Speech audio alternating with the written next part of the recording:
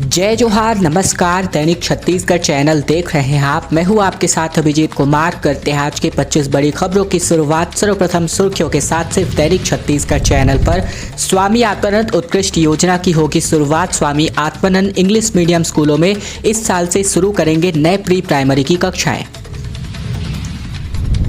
BJP जिला मंत्री की हुई हत्या। सुबह टहलने के लिए निकले थे बुधराम करटाम। पुल के नीचे मिली इनकी लाश, सिर पर हुए चोट के निशान। फिलहाल खबर जगदलपुर से।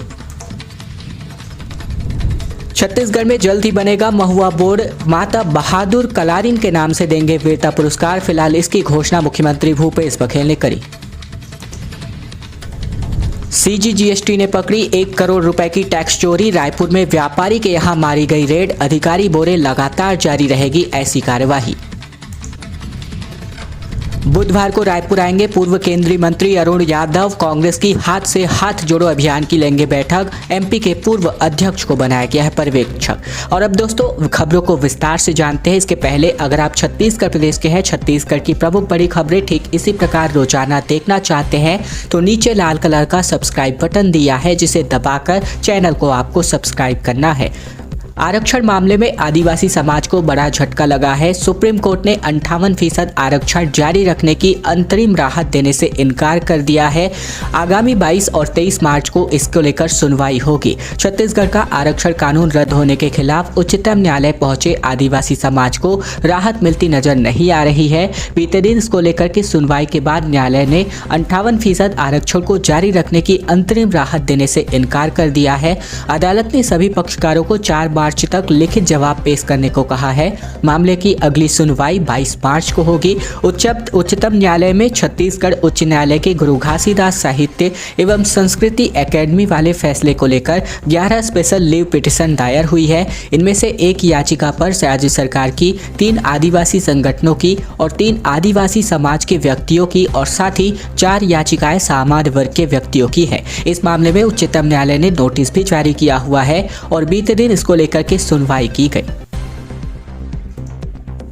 छत्तीसगढ़ में 45,000 कर्मचारियों की हड़ताल। सभी जिले के संविदा कर्मचारी कार्यालय छोड़कर के निकले हड़ताल पर। 26 जनवरी के बाद बड़े आंदोलन की तैयारी होगी। दरअसल छत्तीसगढ़ के सभी सरकारी विभागों में काम करने वाले संविदा कर्मचारियों ने हड़ताल कर दी है। सभी जिलों के तकरीबन 45,000 संविदा कर्मचारी इस हड़ताल में शामिल है। अपने अपने दफ्तर छोड़कर के इन कर्मचारियों ने आंदोलन की राह पकड़ ली है। बीते दिन को हड़ताल के पहले दिन सभी कार्यालयों में इन कर्मचारियों की कुर्सी और मेज खाली नजर आए। ये हड़ताल 20 जनवरी तक जारी रहेगी। अपनी हड़ताल के पहले दिन कर्मचारियों ने कोल्हू का बैल बनाकर विरोध प्रदर्शन किया।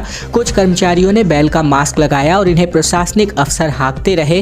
कर्मचारियों ने कहा कि तय काम के अलावा भी विभाग में कोल्हू के बैल की तरह इन्हें बहुत से काम थोपकर शोषित किया जाता है। इनका मेहनताना भी नहीं बढ़ाया जा रहा है। कई डिपार्टमेंट में इनकी छटनी भी की गई है। प्री बोर्ड के साथ इस बार प्री टेस्ट परीक्षा भी साथ ही में आयोजित करी जाएगी। प्रत्येक विषय के लिए अब दिन भी निर्धारित हो गए हैं। वार्षिक परीक्षाओं से पहले छात्रों को इस बार एक नहीं बल्कि 2 परीक्षाएं देनी होंगी। इनमें से एक प्री बोर्ड की होगी तो दूसरा प्री टेस्ट आयोजित होगा। समग्र शिक्षा अभियान द्वारा यह दिशा निर्देश जारी कर दिए गए हैं। न सिर्फ रायपुर जिले बल्कि पूरे प्रदेश के सभी स्कूलों में ये फॉर्मूला लागू होगा। जनवरी माह में छात्रों की प्री बोर्ड की परीक्षाएं होंगी। इसके बाद फरवरी में वार्षिक परीक्षाओं से कुछ दिन पूर्व प्री टेस्ट लिया जाएगा। 3 साल तक परीक्षाओं में कई तरह की रियायतें मिलने के बाद अब छात्रों के लिखने की क्षमता प्रभावित हुई है, जिसे देखते हुए ये फैसला किया गया है। पिछले सत्र से छात्रों से केवल 70% पाठ्यक्रम से ही सवाल पूछे गए थे। इसके अलावा उनके लिए परीक्षा केंद्र के रूप में दूसरे विद्यालयों का भी निर्धारण नहीं किया गया था।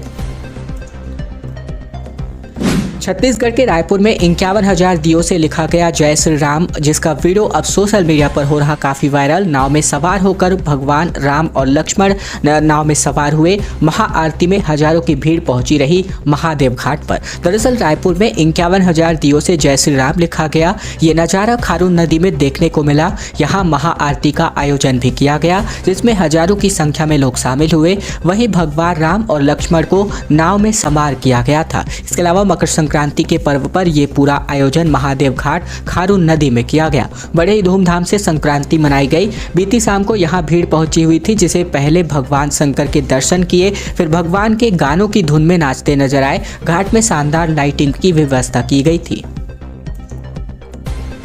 राजधानी में राष्ट्रीय लोक अदालत का होगा आयोजन। 11 फरवरी को 1.5 लाख प्रकरण सुलझाने का लक्ष्य रखा गया है। फिलहाल खबर आ रही है रायपुर जिले में होने वाले राष्ट्रीय लोक अदालत को लेकर अब ऐतिहासिक बनाने की तैयारी चल रही है। 2023 में होने वाली प्रथम लोक अदालत में रिकॉर्ड स्तर पर 1.5 लाख से ज्यादा प्रकरण रखे जाने की योजना है। इस योजना के तहत जो भी लंबित प्रकरण हैं इनका चिन्हांकन किया जा रहा है। जिला विधिक सेवा प्राधिकरण का अमला इसकी तैयारियों में जुटा हुआ है। इसके लिए जल्द ही जिला न्यायाधीश संतोष शर्मा की अध्यक्षता में बैठक का आयोजन किया जाएगा।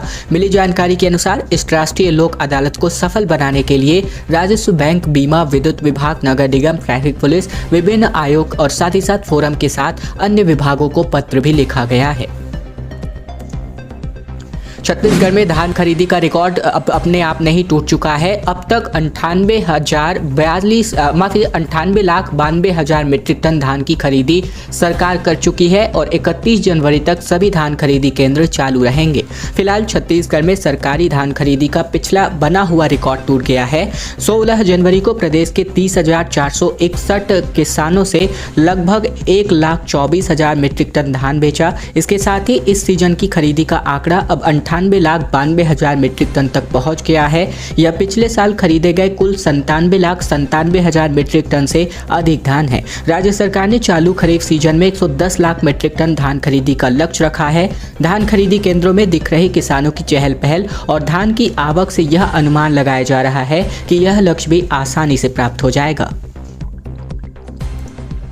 सिंडिकेट के कब्जे में अब रेत घाट आ चुके हैं, जिसकी वजह से रेत और भी महंगी होने वाली है। बिलासपुर में नए ठेकेदारों ने अपनी तैयारियां कर ली हैं। अभी भी 10 गुना रेट पर ठेकेदार रेत बेच रहे हैं। फिलहाल बिलासपुर में रेत घाट के लिए नए ठेके की तैयारी चल रही है। इसके साथ ही एक बार फिर से रेत की कीमत बढ़ाने को लेकर के चर्चाएं तेज हो गई हैं, लेकिन रेत ठेकेदारों और रेत की कीमतों पर कोई प्रशासनिक नियंत्रण नहीं है। यही वजह है कि ठेकेदार मनमानी कीमत पर निर्माण ठेकेदार और लोगों को मनमानी कीमत पर रेत बेच रहे हैं। यहाँ सिर्फ लोडिंग के नाम पर ही रेत की कीमतें बढ़ाई जा रही हैं। स्थिति ये है कि 90 रुपए घन मीटर की रेत को ठेकेदार 8 से 10 हजार रुपए में लोगों को बेच रहे हैं। कलेक्ट्रेट के खनिज शाखा ने रेत खदानों के आवंटन की नई सूचना भी जारी कर दी है। आम आदमी पार्टी के 32 जिलाध्यक्ष नियुक्त हो चुके हैं। प्रदेश प्रभारी झा का कहना है कि अब हम संगठनात्मक विस्तार से तीसरे चरण की ओर बढ़ रहे हैं। दरअसल आम आदमी पार्टी के छत्तीसगढ़ प्रदेश प्रभारी संजीव झा ने पार्टी कार्यालय में प्रेस वार्ता ली। इस प्रेस वार्ता में संजीव झा ने कहा कि आम आदमी पार्टी संगठन के तीसरे दौर में जा रही है। श्री झा ने जिलाध्यक्षों और जिला सचिवों की घोषणा कर दी है। छत्तीसगढ़ के 32 जिलों में अध्यक्ष और सचिव की नियुक्ति की गई है। वहीं सुकमा जिले में सिर्फ प्रभारी नियुक्त किया गया है। उल्लेखनीय है कि छत्तीसगढ़ में 33 जिले हैं, जिनमें से 32 जिलों के अध्यक्ष और सचिवों के नाम की घोषणा आम आदमी पार्टी ने कर दी है और जिले के बाद विधानसभा स्तर पर अब नियुक्तियां होने वाली हैं।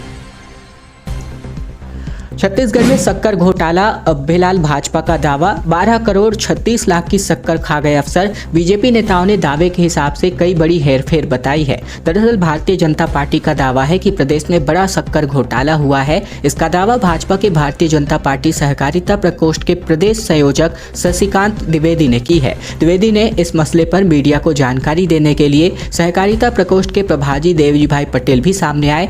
इन नेताओं ने बताया कि कुछ अफसरों ने मिलकर बड़ी गड़बड़ी की है और 12 करोड़ के शक्कर खा गए हैं, यानी कि स्टॉक में अनियमितता करके पैसे कमाए गए हैं। मामला सूरजपुर जिले के किरताग्राम स्थित मां महामाया सहकारी शक्कर कारखाने से जुड़ा है। सहकारी शक्कर कारखाने में लगातार शक्कर स्टॉक में कमी आने के संबंधित शिकायतों को संज्ञान में लेते हुए छत्तीसगढ़ शासन के सहकारिता मंत्रालय ने कुछ महीनों पहले जांच का दल गठित किया था।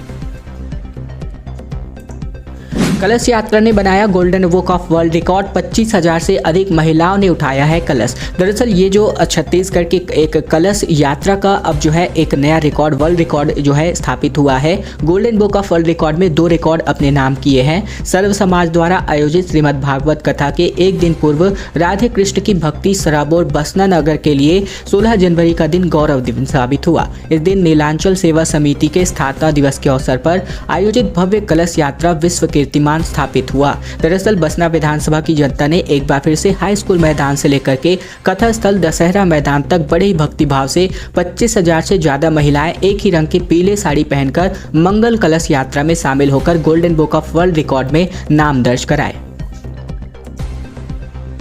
शराबबंदी के लिए बनाई गई राजनीतिक समिति जो कि शराबबंदी के बढ़े कदम 21 को गुजरात, 26 के बाद बिहार का दौरा होगा और पदाधिकारी अध्यक्ष सत्यनारायण शर्मा के साथ जाएंगे। दरअसल छत्तीसगढ़ में शराबबंदी के लिए बनाई गई राजनीतिक कमेटी जल्द ही शराबबंदी वाले प्रदेशों के दौरे पर जाने वाली है। बताया गया है कि शराबबंदी कमेटी के अध्यक्ष सत्यनारायण शर्मा की अध्यक्षता में 7 सदस्यीय दल 21 जनवरी को गुजरात के दौरे पर जाएगा, जबकि 26 जनवरी के बाद समिति बिहार का दौरा करेगी। और कांग्रेस ने अपने चुनावी घोषणा पत्र में प्रदेश में शराबबंदी का वादा किया था, मगर अब तक 4 साल बीत चुके हैं, इस पर कोई भी जो है ठोस यहां पर कदम नहीं उठाए गए हैं। इसके लिए वरिष्ठ विधायक सत्यनारायण शर्मा की अध्यक्षता में राजनीतिक कमेटी गठित की गई थी। इंद्रावती नदी के तट पर पहुंचे सैकड़ों ग्रामीण, 11 पंचायतों के लोग पुल निर्माण का लगातार कर रहे हैं विरोध। बोले बिना ग्राम सभा की अनुमति के हो रहा है काम। दरअसल छत्तीसगढ़ के बीजापुर जिले के अंदरूनी इलाके में फुंडरी में इंद्रावती नदी पर पुल निर्माण का काम चल रहा है। इस पुल निर्माण का काम का विरोध लगातार ग्रामीणों द्वारा किया जा रहा है। बीते दिन भी 11 ग्राम पंचायतों के सैकड़ों ग्रामीण इंद्रावती नदी के किनारे राशन और बर्तन लेकर आंदोलन कर रहे हैं।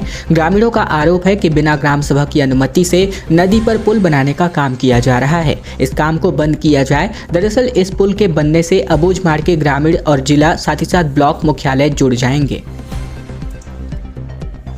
अंतिम बड़ी खबर मुख्यमंत्री से मिली संसदीय समिति। भूपेश बघेल ने कहा कि आप लोग कोयला खदानों की खाली जमीनें राज्य सरकार को वापस कराएं। रेलबंदी की बात भी उठाई गई। दरअसल मुख्यमंत्री बघेल बीते दिन अपने निवास कार्यालय में छत्तीसगढ़ दौरे पर आई संसदीय समिति से मुलाकात करे। इसके अलावा अहमदाबाद के सांसद डॉक्टर किरीट प्रेमजी भाई सोलंकी की अध्यक्षता में छत्तीसगढ़ आई समिति से बातचीत के दौरान कई मुद्दे उठाए गए। इस दौरान मुख्यमंत्री ने उनसे कोल माइंस की खाली खदानों की जमीन राज्य सरकार को वापस कराने की मांग उठाने को कहा। मुख्यमंत्री ने संसदीय समिति से बस्तर अंचल में सुगम यातायात की दृष्टि से रावघाट होते हुए जगदलपुर तक रेल लाइन विस्तार, वन क्षेत्रों में विकास कार्य कराने, वन अधिनियम के प्रावधानों में संशोधन और मुंबई कोलकाता रूट की बंद ट्रेनें पुनः प्रारंभ कराने का आग्रह किया। खैर दोस्तों, आज की खबरों का सिलसिला बस यहीं तक का था। अगर आपको यह वीडियो पसंद आए तो वीडियो को लाइक कीजिएगा। चैनल पर नए हैं तो चैनल को सब्सक्राइब करना मत भूलिएगा, ताकि प्रतिदिन की महत्वपूर्ण खबरें छत्तीसगढ़ समाचार बिना किसी रुकावट रोजाना हम आप तक पहुंचा सके। तो चैनल जरूर सब्सक्राइब कीजिएगा।